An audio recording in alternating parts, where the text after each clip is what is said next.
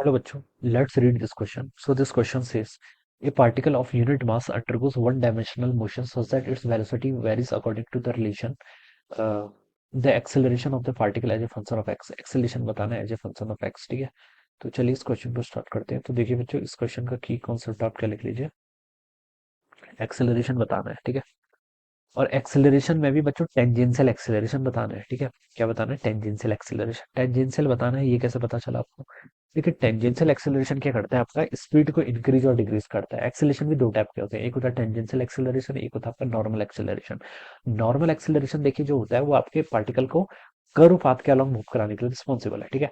देखिए क्वेश्चन में एक्सेलरेशन आपका क्या लिखते हैं? एक्सेलरेशन मतलब आपका rate of change of velocity, ये बेसिक डेफिनेशन है।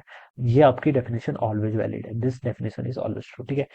ये हम एक्सेलरेशन को देखिए, पार्टिकल क्वेश्चन बोल रखा है कि एक्स एक्सिस के अलोंग रेक्टिलिनियर मोशन कर रहा है, वन डायमेंशन मोशन कर रहा है, ठीक है। तो यहाँ पर v is equal to d v by d x, इस डेफिनेशन का भी यूज कर सकते हैं। बट ध्यान नहीं, ये कि आपका टेंजेंशियल एक्सेलरेशन की इक्वेशन है। ये equation this is not valid always, ये आपकी ऑलवेज वैलिड नहीं है। एक तो ये रेक्टिलिनियर मोशन के लिए ही वैलिड है, और दूसरा कब वैलिड है? ये ए टी लिख लीजिए, फिर टेंजेंशियल एक्सेलरेशन लिख लीजिए, ठीक है। ये नॉर्मल टोटल एक्सेलरेशन नहीं है, क्योंकि टोटल एक्सेलरेशन तो टेंजेंशियल प्लस नॉर्मल दोनों होता है, ठीक है।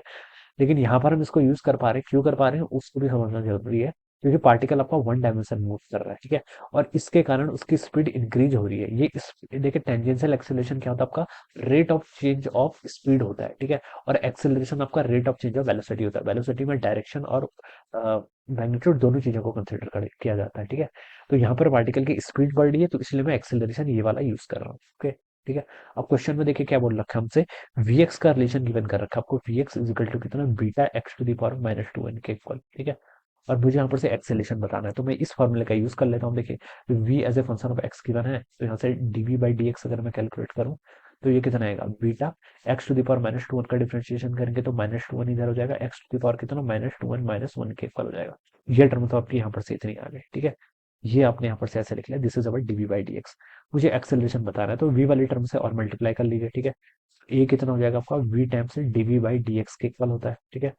v आपको पता है कितना? Beta x to the power minus two n, और डीवी बाई डी एक्स से और मल्टीप्लाई कर लो तो beta times minus two n, ठीक है।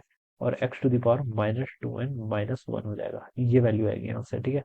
अब इसको मल्टीप्लाई करो, बीटा इंटू बीटा कितना होता है आपका? बीटा का स्क्वायर हो जाएगा, ठीक है। और यहाँ से आपका एक माइनस टू एन वाली टर्म भी आ रही, माइनस को इधर कर लिया, ठीक है। टू एन को आपने ऐसे रहने दिया, ठीक है। और इस टर्म को ऐड करेंगे तो x to the power minus two n add करेंगे तो माइनस फोर एन, ठीक है, माइनस वन हो जाएगा। तो ये आपका एक्सेलरेशन आना चाहिए, तो इसको आप थोड़ा सिंप्लीफाइड और कर लो तो ऐसे भी लिख सकते हैं, टू एन टाइम्स बीटा का स्क्वायर, ठीक है। और एक्स की वैल्यू कितनी हो जाएगी? Minus four n minus one के इक्वल।